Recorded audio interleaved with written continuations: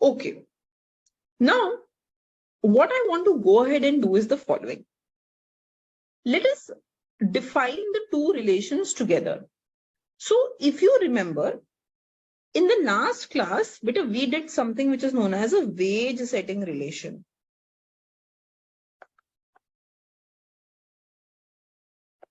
ये जो veg setting relation हमने किया था, ये वेज सेटिंग रिलेशन हमने एक्सपेक्टेड प्राइस के साथ किया था. क्या लिखा था हमने बेटा? That W is equal to PE FUZ.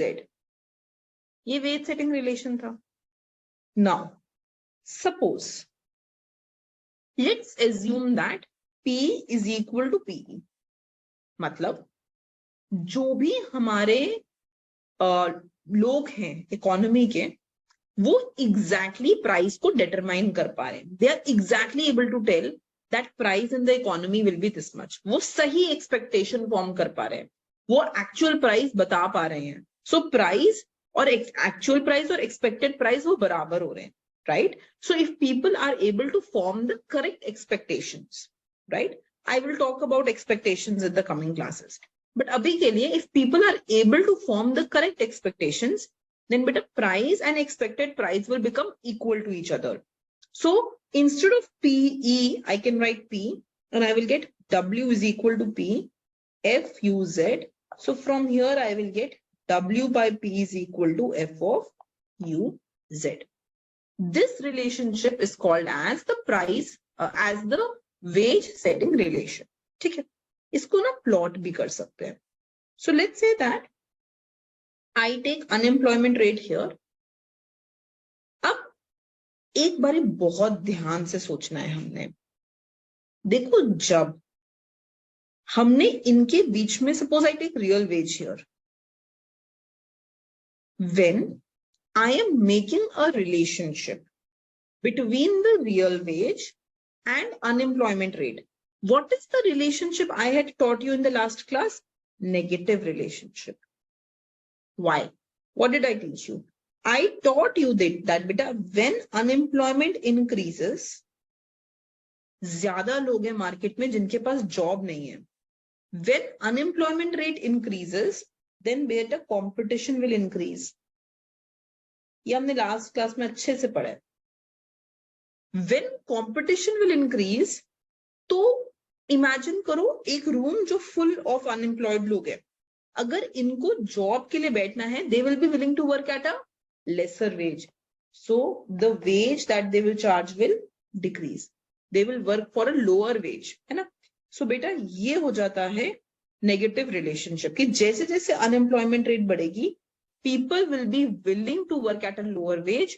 People will have lower bargaining power, right? People will have lower bargaining power. Clear हुआ? ये हमने लास्ट क्लास में अच्छे से पढ़ा है ना? So we can write that the higher the unemployment rate,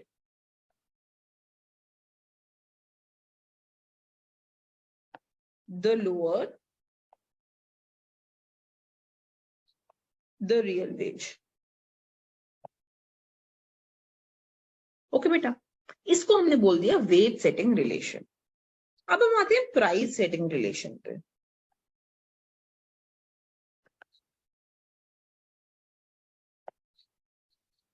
बेटा प्राइस सेटिंग रिलेशन है कि प्राइस कैसे सेट होते हैं, मैंने अभी आपको सिखाया that P is equal to 1 plus M into W. अच्छा, सपोज मुझे यहां से भी W बाय P निकालना है, तो मैं P को इस साइड ले जाती हूँ और इसको यहां ले आती हूँ. So I will get 1 upon 1 plus M is equal to W by P. है ना बेटा? मार्कअप तो एक कांस्टेंट वैल्यू है. जैसे मार्कअप हमने एक नंबर पे फिक्स कर लिया, 10%, 5%, 7%. मार्कअप एक कांस्टेंट वैल्यू है ना? So if markup is a constant value, तो 1 प्लस M भी कांस्टेंट होगा, तो 1 upon 1 plus M भी कांस्टेंट होगा. So beta, if this is constant, that means I am equating the real wage to some constant. I am equating the real wage to some constant. So beta, इस case में जो price setting relation होता है, वो ये बोलता है कि आपकी जो रियल वेज होगी वो एक कांस्टेंट लेवल पे होगी. तो हमने क्या किया, अपनी रियल वेज को यहां रखा और इसको एक कांस्टेंट से इक्वेट कर दिया, and this is called as the price setting relation. So price setting relation बताता है कि एक्चुअल में जो फर्म्स हैं वो कितनी वेज दे सकते हैं। This is from the firm side, क्योंकि ये मार्कअप तो फर्म की साइड से था ना, कि उन्होंने जो प्राइस सेट किया है वो वेज से कितना ऊपर है। सो price setting relation determines the real wage that will be paid by the firm, right? Whereas the wage setting relation is what the laborers are asking, and it depends on the bargaining power of the labor. Clear hua? So beta please write down the price setting relation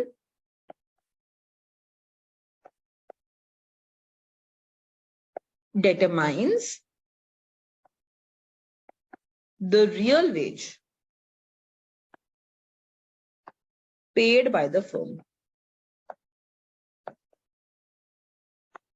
Okay बेटा, अच्छा एक बात ध्यान से समझो, मैंने निकाला that real veg paid by the firm will be 1/1 plus m. सो बेटा when this m will increase, जैसे जैसे ये m इंक्रीज होता है मतलब डिनोमिनेटर डिक्रीज होता है। अगर डिनोमिनेटर डिक्रीज होता है, सॉरी मतलब फ्रैक्शन डिक्रीज होती है, जैसे जैसे m इंक्रीज होता है डिनोमिनेटर इंक्रीज होता है, तो बेटा जो ये फ्रैक्शन है वो पूरी की पूरी डिक्रीज हो जाएगी। तो जब ये फ्रैक्शन डिक्रीज हो जाएगी तो फ्रैक्शन इसके बराबर है, मतलब रियल वेज भी डिक्रीज हो जाएगी। Are you getting it? Look at it another way. Suppose बेटा मैं कह रही हूं कि मैंने मार्कअप बढ़ा दिया है। एक एग्जाम्पल के तौर पे देखते हैं, मैंने वेज जो है ना वो 10 रुपीज पे रखी हुई है। अब जो मेरा मार्कअप था बेटा, मार्कअप था 10%, तो जो मैंने प्राइस सेट किया होगा वो 11 रुपीज किया होगा। 10% अबव द मार्कअप है ना, तो मेरा जो प्राइस होगा वो कितना हो जाएगा, 1 plus m into w, तो ये हो जाएगा 1 plus 10/100 into 10, तो ये हो जाएगा 11। तो जब मेरी वेज 10 रुपीज थी और मार्कअप 10% था तो प्राइस 11 आ रहा था। सो बच्चा what will be your real veg? Your real veg will be w/p, that means 10/11, ये रियल वेज हो गई। Now, suppose I am telling you that beta I am increasing the markup to 20%. मैंने markup बढ़ाकर ना 20% पे कर दिया। Can you tell me what will be the price in this case? 1 plus m into w. But अब markup ही 20% है, तो ये हो जाएगा 1.2 into 10, तो ये हो जाएगा बेटा 12। सो जब मार्कअप मैंने 20% पे किया, जब मैंने मार्कअप को इंक्रीज कर दिया कि मैं अपना 20% अबव वेज रखूंगी, मेरा प्राइस आ गया 12। बेटा what will be your real veg? 10 divided by 12. Are you getting it? अच्छा, now just think about it. When I tell 10 divided by 11, है ना, 10 divided by 11, क्या होगा आंसर इसका? This will be 0.90. So your real wage is 0.90. Now, can you tell me what will be the value when you do 10 divided by 12? क्या answer आएगा? 0.83, right? The answer you will get will be 0.83.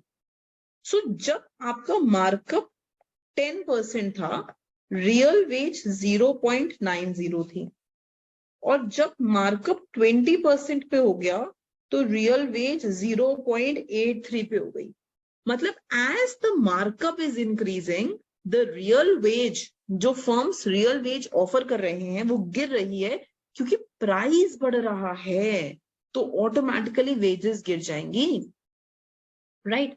So now एक और तरीके से सोच सकते हैं, देखो जब मार्कअप बढ़ेगा, फर्म्स चीजों को महंगा कर रहे हैं, आपको तो सैलरी सेम मिल रही है, चीजें महंगी हो रही हैं, तो रियल टर्म्स में आप कम खरीद पाओगे ना। So please write down, please write this down बेटा।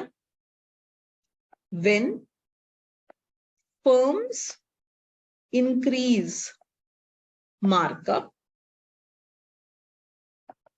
it increases the price of the product.